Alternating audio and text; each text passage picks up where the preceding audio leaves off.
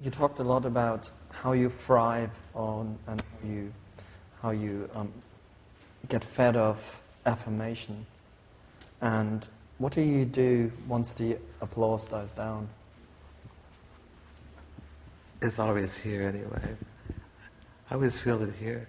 It's like I said to, I was asked the question, how do I feel when I was, let's say, coming up in the business, and I would walk into an A&R man's office, and he would take and really, because this happened, just totally destroy your song. You know, it's like, man, this particular part here sucks. You know, you should have put the bridge a little earlier, and the way they treat your work isn't necessarily complimentary. In fact, it's somewhat disrespectful, and you have to be strong enough. Like I said to the young lady, well, for me, I've always loved what I do so much that by the time I played for anybody, if they didn't like it, I loved it so much it didn't really make a difference. So I always insist when I'm speaking or I have something to say that's being listened to, where especially in the creative process is, I think the strength of your work will be determined by the love that you have for what you're doing, not for the accolade that you'll get from others or the appreciation. It'll start from you. And by you loving your work to the extent that you're supposed to, it won't be bad work. It'll be work that you'll be proud of. You won't have to worry about. And unfortunately, or fortunately, we do have critics that criticize everything. You know, I mean, there's going to be somebody that's going to find something wrong or something that you didn't, or they didn't like about something you did. Again, that's cool. Some of it's motivating. Some of it's enlightening. Some of it can help you grow. I listen to everything, even that I can't use, but you find that out after it goes in. However, it's a process of you. I also said this afternoon, I was speaking to somebody about the writing process. Organic is the word I like using. Not so much because I'm usually using an organ of some kind, but the idea of being very internal when you decide that you like something. As we go through the process of writing, we have a million different ideas. And I did make the phrase standing outside. I don't mind using it because it's true.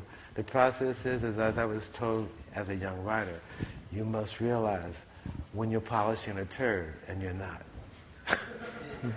You know, it's, Who told you that? A very, very old young man.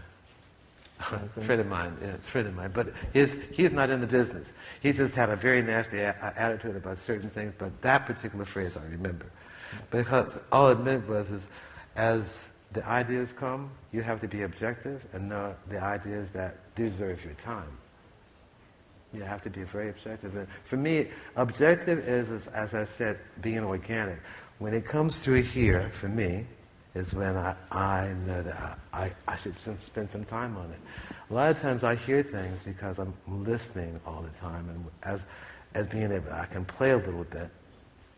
I'm always hearing things, and I can, as I say, I can do from 3 to 5 tracks a day, you know, as far as ideas are concerned. There'll be one that will be rich. Really rich. And again, it's just like you asked me the question, how do you know when you're in love? As I said before, that's not a question you'll ask. You'll know that. It's the same thing when you write a song that you really like. The only thing I want to add to that, and it's not contradiction, but it's just a bit of a story I'll tell you about not being the judge of your work. One of my also copyrights is a song called I Want to Be Where You Are that was Michael Jackson's first gold record as a solo artist. But this was the 8th song on a demo session that I was about to leave the studio because I didn't think this song was a strong song. The guy that was the head of the, he was the representative of Joe Bennett at the time. He had been in the office was the day prior to that, and I'd heard this song. He said, "Leon, that last song, that one that, I said, yeah, I said, it's okay. I said, I don't really like it. He said, no, please put that down. He had to actually convince me to put the song down. Story goes is 2 days later, I get a call. They love it. It's the smash, man. It's going to be a smash. I'm thinking it's going to be one of the 4 or 5 songs that I thought were some of my best work, right? When he told me it was I Want to Be Where You Are, again I say, it was the lesson then, don't be your critic. Finish your work, let somebody else be your critic. Because at that time, had I been my critic, that song would have not been heard. So it's an interesting process. One, to love something, it's like, as I say, I second guess, I won't say I second guess myself. It wasn't a song that I loved until I heard Michael's voice on it. Because it was still like a song that I had several of the songs that I thought was so much better. You know, figure it out. I don't know, it's just like I insist on being organic. And when I'm working with people, if we start something, when we start something, it's finished. I don't think I've ever started a song I didn't finish. Which goes for everyone in this room, I guess.